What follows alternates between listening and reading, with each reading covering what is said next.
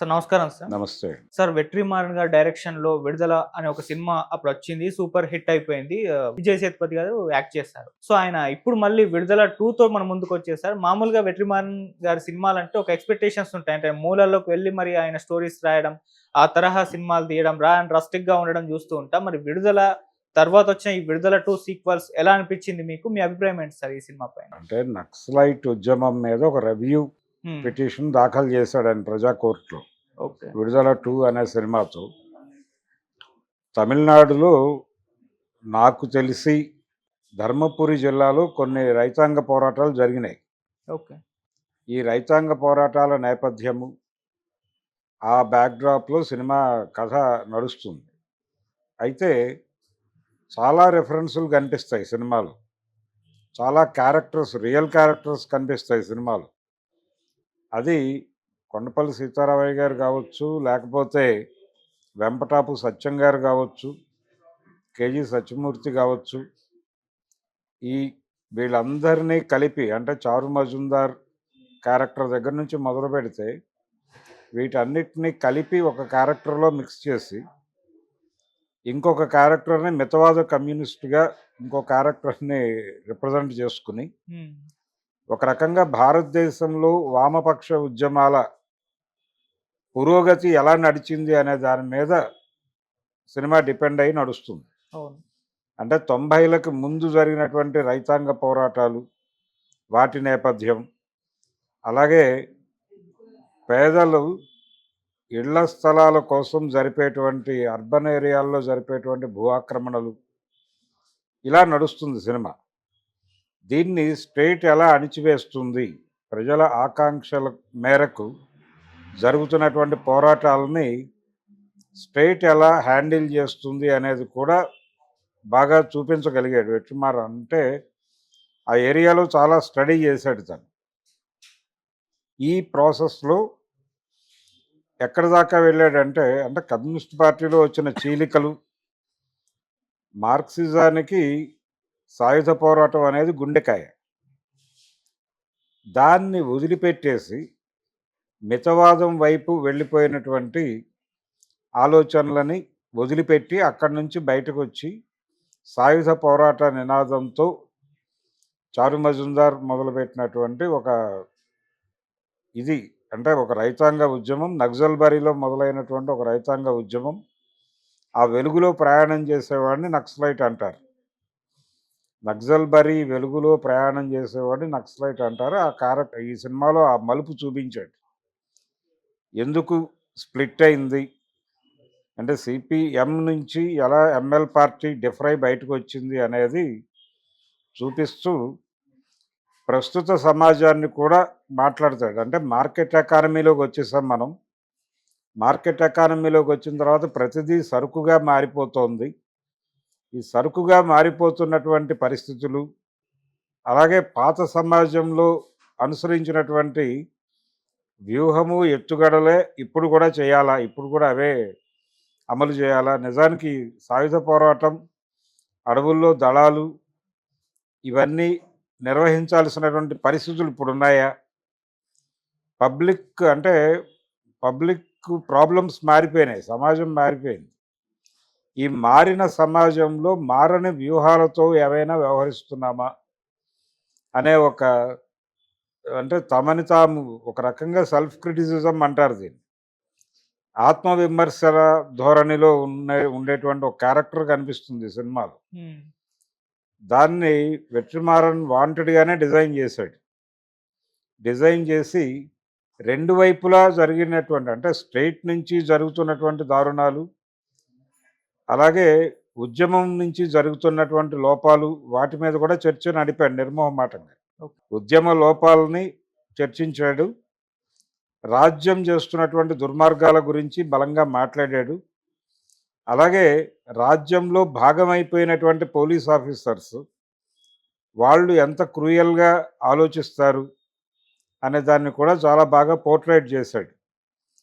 అంటే తన self goal కోసం అవసరమైతే తన సహచర పోలీసుల్ని చంపేయటానికి కూడా అధికారులు పెద్దగా మొహమాట పడరు ఓకే.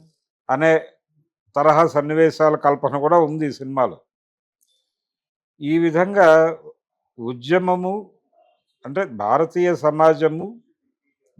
సమాజంలో భిన్న సమూహాల మధ్య జరుగుతున్నటువంటి యుద్ధం, ఆ యుద్ధం నేపథ్యము, అది యుద్ధం జరగాల్సిన అవసరం ఏమిటి అనేది వీటన్నిటిని బాగా హ్యాండిల్ చేయగలిగాడు. అయితే కొత్త కోణాన్ని చెప్పాడు. అంటే కార్ల్ మార్క్స్‌ని భారతదేశానికి అన్వయించటంలో కమ్యూనిస్టులు వైఫల్యం చెందారు అనేటువంటి ఒక అభిప్రాయం చాలా మందిలో ఉంది. ఇక్కడ అంబేద్కర్‌ని కొంత పట్టుకొచ్చి మాట్లాడే ప్రయత్నం చేశాడు ఈయన. చేసి వర్గమే కులముగా ఆపరేట్ అవుతోంది భారతదేశంలో. వర్గము అనేది విడిగా లేదు. కులమే వర్గం. అంతకు మించి బ్రహ్మ పదార్థం కాదది. పేదలు అన్ని సెక్షన్స్‌లోనూ ఉండొచ్చుగాక. అంత మాత్రం చేత ఇక్కడ కులం వేరు, వర్గం వేరు అని అనుకుంటే పొరపాటు చేసిన వాళ్ళం అవుతాం.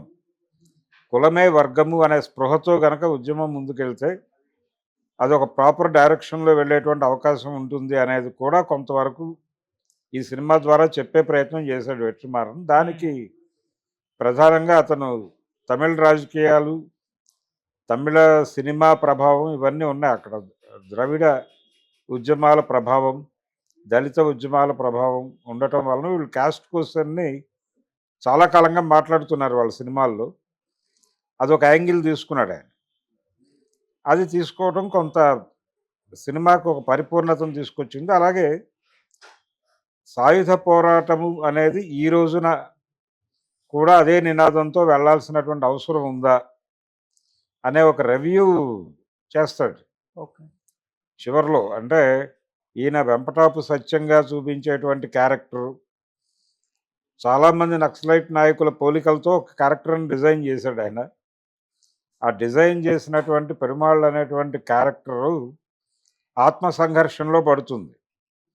సాయుధ పోరాటం అనేది మనం ఆ రోజున కరెక్టే మనం అనుకున్నటువంటి సమాజంలో, మనం ఈ నినాదం ఎత్తుకున్నటువంటి సమాజంలో ఇది కరెక్ట్ నినాదమే. కానీ ప్రజెంట్ సొసైటీకి ఇది అన్వయిస్తుందా? అలాగే ప్రజలు ఎక్కడికక్కడ వాళ్ళ ఏరియాల్లో ఫైట్ చేసేటువంటి ఒక తెగింపుని, ఒక దర్శనాన్ని ఇవ్వాల్సి ఉంది మనం. అది కాకుండా మనం దళాలుగా అడవుల్లో ఉండిపోతే ప్రయోజనం నెరవేరుతుందా? మనం అనుకున్న ప్రయోజనం నెరవేరే అవకాశం ఉందా? అనేది కూడా చర్చకు పెట్టాడు ఈయన. ఓకే. అంటే ఇప్పుడు రకరకాలుగా కొత్త ట్రేడ్స్ వచ్చేస్తున్నాయి. ఐటీ సెక్టార్ వచ్చింది. కార్మికులు అనేటువంటి వాళ్ళు పాత రోజుల్లో ఉన్నట్టుగా లేరు. కార్మికుల పరిస్థితిలో చాలా మార్పులు వచ్చినాయి. సాలరీస్ విపరీతంగా పెరిగినాయి. మార్కెట్ ఎకానమీలో ఉన్నాం మనం. సో ఈ నేపథ్యాన్ని కూడా అర్థం చేసుకుని దీనికి తగ్గ వ్యూహరచన జరగవలసి ఉంది అనే దాన్ని కూడా ప్రస్తావించాడు.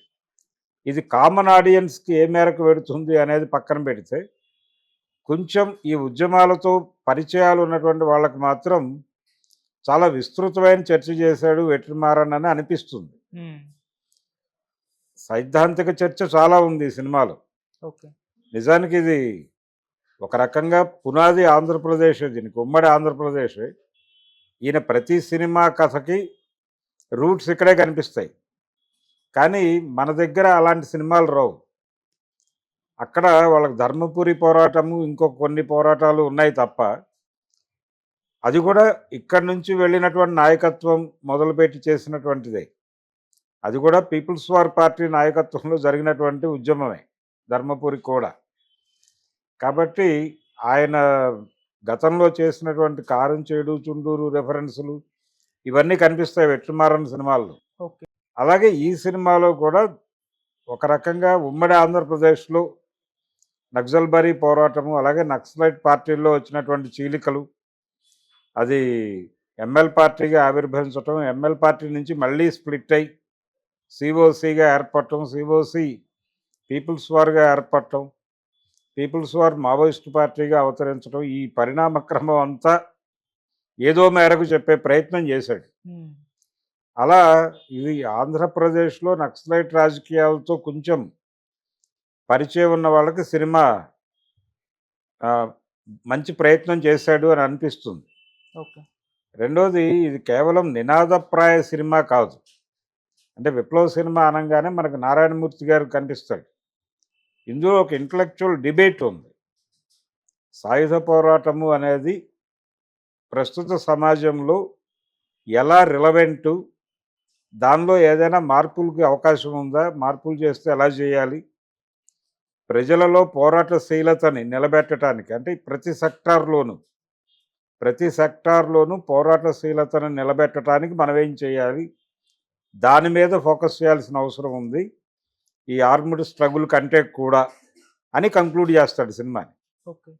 అలా ఒక భారత వామపక్ష ఉద్యమ చరిత్ర మీద తనకు ఏమనిపించిందో అది తీసే ప్రయత్నం చేశాడు వెట్రిమారన్. దీన్నే ఒక కథగా డిజైన్ చేసుకున్నాడు. రకరకాల క్యారెక్టర్స్ వచ్చిపోతూ ఉంటాయి.